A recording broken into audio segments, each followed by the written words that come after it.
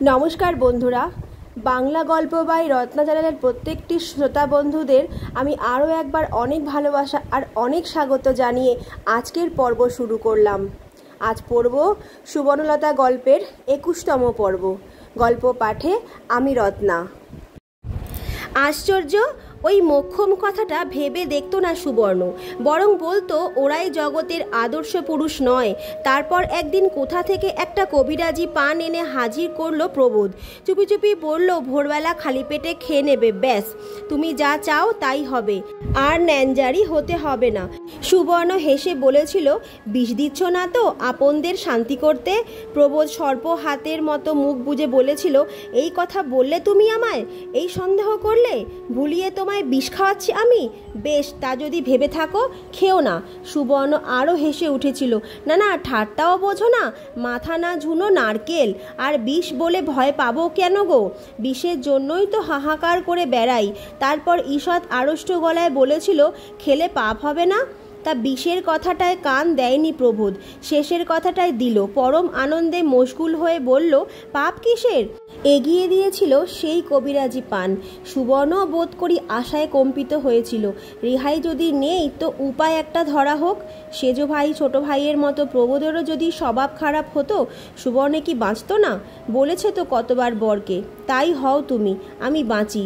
কিন্তু খারাপ হতে যাবার জন্য যে সাহসের দরকার, তাই বা কোথায় প্রবোধের? নেই।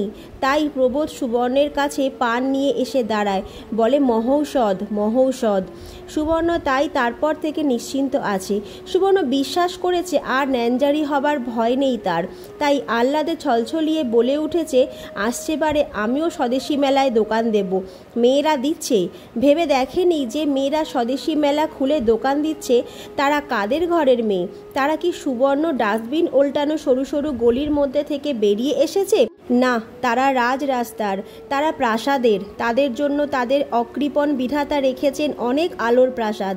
ভাগ্যের টিকা ললাটে পড়েই পৃথিবীর মাটিতে অবতীর্ণ হয়েছে তারা। সুবর্ণ যদি নিজের ওজন বুঝতে না শিখে তাদের রাস্তায় হাঁটতে চায়, তাদের আকাশে চোখ তুলতে চায়, সুবর্ণের কৃপণ বিধাতা ঘা মেরে সচেতন করিয়ে দেবেন বই কি। সুবর্ণর মাকেও তো দিয়েছিলেন। সুবর্ণের মা যখন ভেবেছিল, আমি পাইনি, কিন্তু আমার মেয়ের জন্য মুঠোয় ভরে আরোহণ করে নেব সেই আলো, আর সেই আলোর সাজে সাজিয়ে তাকে পাঠিয়ে দেব ওই রাজপথে যেখান দিয়ে হেঁটে যাচ্ছে আর এক পৃথিবীর মেয়েরা। তখনও কি সুবর্ণ মায়ের বিধাতা বড় একটা হাতুড়ি বসিয়ে দেননি তার দৃষ্টতার উপর? সুবর্ণর মা যদি বাকি জীবনটা শুধু এই কথাই ভেবে ভেবে দেহপাত করে, ইচ্ছায় অনিচ্ছায়, প্রতারকের প্রতারণায়, অহংকারী নির্লজ্জ শক্তির মত্ততায় যে কোনো ঘটনায় ঘটিয়ে বিয়েও চিরস্থায়িত্ব করতে পারে কেন? মানুষকে নিয়ে মানুষ পুতুল খেলা করবে কেন? তবু সুবর্ণের তাতে কোন লাভটা হবে? সুবর্ণের পরবর্তীকাল লাভবান হবে? সুবর্ণ দেখতে পাবে সে লাভ? সুবর্ণ যদি ওর সরু গলির শিকলটা ভাঙবার দুরন্ত চেষ্টায় নিজেকে ভেঙে ভেঙে ক্ষয় করে, কোনো একদিন শিকল খসে পড়বে না? কে জানে সে কথা? সুবর্ণ অন্তত জানে না। সুবর্ণ পরবর্তীকালকে জানে না। সুবর্ণ নিজে চায় শিকল ভেঙে বেরিয়ে পড়তে, চায় আলোর মন্দিরের টিকিট কিনতে। কেনা হবে না। তার বিধাতা তাকে আঘাত করবে, ব্যঙ্গ করবে। সেই ব্যঙ্গ ধরা পড়ল সুবর্ণের কাছে। ধরা পড়েছিল, তবু তার চোখ বুজেছিল। খারাপ মনটাকে নিয়ে জোর করে ঘুরে বেড়াচ্ছিল। হঠাৎ সেই অনেক দিন আগে পড়া ময়াল সাপের প্রবন্ধটা মনে পড়ে গেল।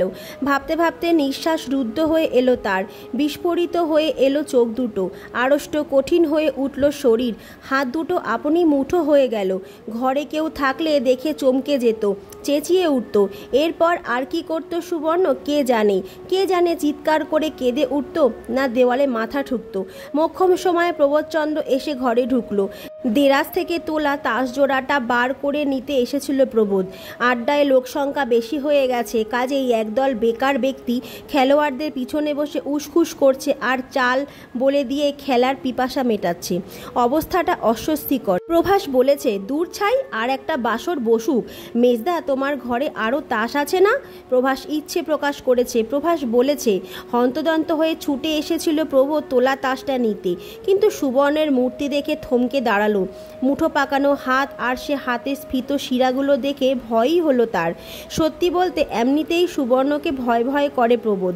নিয়ে ঘর করে বটে, কিন্তু কোথায় যেন অনন্ত ব্যবধান।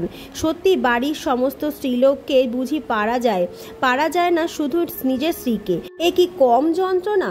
অথচ ওই বুঝতে না পারাটা স্বীকার করতে রাজি নয় বলে না বোঝার জায়গাগুলো চোখ বুঝে এড়িয়ে যেতে চায়। ভয় করে বলেই শাসনের মাত্রায় সহসা মাত্রা ছাড়ায়। আশ্চর্য! মেয়ে মানুষ পরচর্চা করবে, কোদল করবে, ছেলে ঠ্যাঙাবে, ভাত রাঁধবে, আর হাঁটু মুড়ে বসে এক কাশি চচ্চড়ি দিয়ে এক গামলা ভাত খাবে। এটা তো জানা কথা। বাড়া ভাত দেখে ঘরের পুরুষেরা পাছে মুচকি হেসে প্রশ্ন করে বেড়াল ডিঙোতে পারবে কি না, তাই পুরুষের চোখের সামনে কখনো ভাত বাড়বে না নিজেদের। এই সবই তো চিরাচরিত। প্রবোদের ভাগ্যে সবই উল্টো, সৃষ্টি ছাড়া ব্যতিক্রম। ইচ্ছে হচ্ছিল না দেখার ভান করে কেটে পড়ে, কিন্তু হলো না। চোখাচোখি হয়ে গেল। অগত্যাই একটু এগিয়ে এসে বলতে হলো, কি ব্যাপার, শরীর খারাপ হচ্ছে নাকি? সুবর্ণ শুধু চোখ তুলে তাকালো। সুবর্ণ নিঃশ্বাসটা আরও দ্রুত হলো কি? কামারের হাঁপড়ের মতো অমন বড় বড় নিঃশ্বাস ফেলছে কেন? শরীর খারাপ লাগছে? বড় বউকে ডেকে দেব? এবারে আর নিঃশ্বাসটা ফোঁস করে উঠল না, ফোঁস করে উঠল সুবর্ণ নিজেই। কেন বড় বউকে ডেকে দেবে কেন? বাহ, ডেকে দেব কেন? কি হলো না হলো বড় বউ বুঝবেন। সুবর্ণ শুধু ফোঁসই করে না, এবার তীব্র একটা ছোবল দেয়। বড় বউ বুঝবেন? আর তুমি বুঝবে না? কবিরাজি পান এনে ভোলানো হয়েছিল। কেমন মিথ্যুক জোচ্চোর! প্রবোধ ওই আরক্ত মুখের দিকে তাকায়। প্রবোধের ব্যাপার বুঝতে দেরি হয় না, আর বোঝার সঙ্গে সঙ্গেই ভয়টা কাটে। ও শরীর খারাপ নয়, রাগ। বাবা, স্বস্তি নেই। ক্যাবলা ক্যাবলা হাসি হেসে বলে, ও ফেসে গেছে বুঝি তক। বাবা কি বোধ করি বলতে যাচ্ছিল কোনো বেফাস কথা, সামলে নিল। ওই সামলে নিতে নিতে কথার ধরনই অভ্যেস হয়ে যাচ্ছে। একমাত্র এই তাসের আড্ডাই যা ইচ্ছে মতো মুখ খুলতে পারা যায়।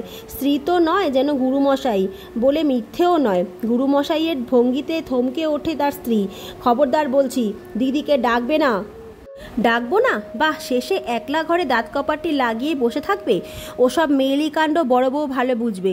মেয়েলি কাণ্ড আর সর্পিনী নয়, যেন বাঘিনীর মতো ঝাঁপিয়ে পড়তে চায় সুবর্ণ স্বামীর ওপর, যেন নখে করে ছিঁড়ে ফেলতে চায় ওর ওই খোকামির মুখোশ। আর মুখোশ ছিঁড়ে ফেলা সেই কুৎসিত জীবনটাকে কটূক্তির চাবুতে জর্জরিত করে ফেলতে পারলেই বুঝি সুবর্ণের নিঃশ্বাস স্বাভাবিক হয়ে আসবে। কিন্তু সত্যিকারের নখ দিয়ে তো আর সে মুখোশ ছোড়বার নয়, তাই কিছু হয়েই ওঠে না। শুধু একটা আগুন ঝরা প্রশ্ন ঠিকরে ওঠে, মেয়েলি কাণ্ড? কচি খোকা তুমি? প্রবোধ এই আগুনের খপরার কাছ থেকে সরে পড়তে পারলে বাঁচে, তাই একটা সাজানো হাসি হেসে বলে, হলো কি রে বাবা?